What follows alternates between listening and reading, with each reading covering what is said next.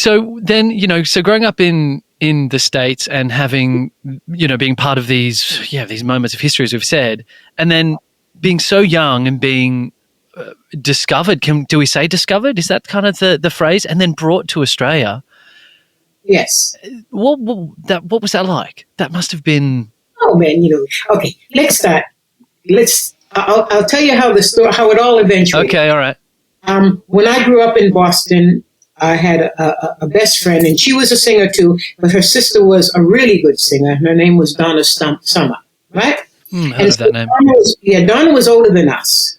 And so whenever Donna would leave her house, we'd all go in her room and just go through things. Because, older girls are fascinating to younger girls. She hated our guts. She hated me and she hated her sister Linda. Did she really? So, of course she did. And then she left Boston and Linda stayed.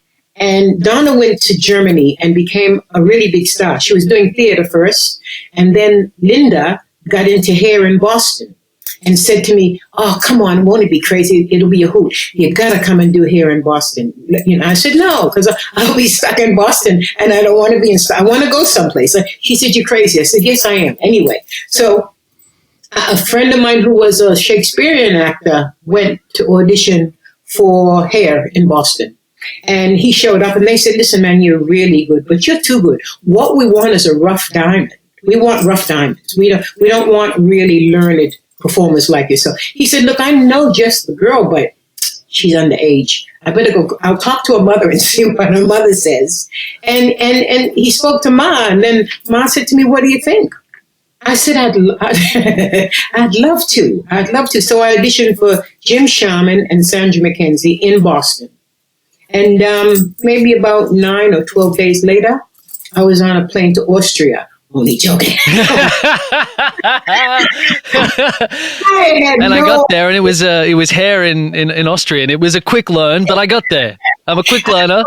I actually thought I was going to Austria, as dumb as that sounds. In America, if you're not taught, you're taught about countries that you import and export from. Yeah. We weren't doing any of that business with you back then when I was going to school. And I mean, I worked out I was going to Australia, blah, blah, blah, blah, and okay, I was 16. You're bulletproof. And I'd been brought up incredibly well. God bless my mother, and she gave us really good life skills, And she also left America. She also left Jamaica to live in America. So, traveling wasn't taboo to our family. Traveling was and so, what was the worst thing that could happen? I wasn't going to get fired. I can tell you that. I wanted to work, and I love singing and I've always loved it. And to get a gig like that at 16 was pretty mega. It's pretty big. I don't play it down, but it's pretty big. But I knew what I had to do. And what I had to do was show up for work and work hard and work well and be a good person. Looking back at the story and kind of, researching to kind of get ready to chat to you today, this idea of, you being so young doing hair, like 16, to me, I am amazed. It shows what an incredible singer it takes to then not let that moment be too big for them.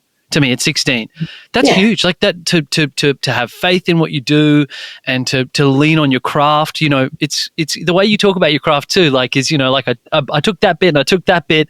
You're so hip. Into music. Do you know what I mean? You're like right plugged into it. It's incredible. Like I found a recording. Sorry to talk about you to your face while I talk about you, but I found a recording of the Jesus Christ Superstar. I think it was the live in 1983. I'm trying to find my notes of where I wrote it down, but it was the live at Capitol Theatre, I think, 1973.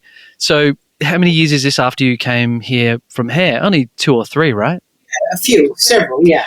So even 19, and I'm listening to this live recording of I Don't Know How to Love Him, and I'm thinking, this is like today's Polished. Do you know what I mean? This is, and I'm not just blowing smoke, Marsha. It was just like phenomenal. You know what I mean?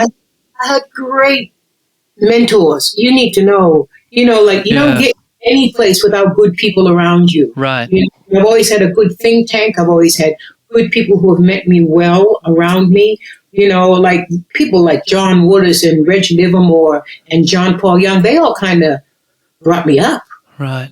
Stevie Wright, all and they were just amazing. And Stevie, in his own way, was this incredible star. I remember seeing Jesus Christ Superstar, hearing his voice, thinking, "Who the hell?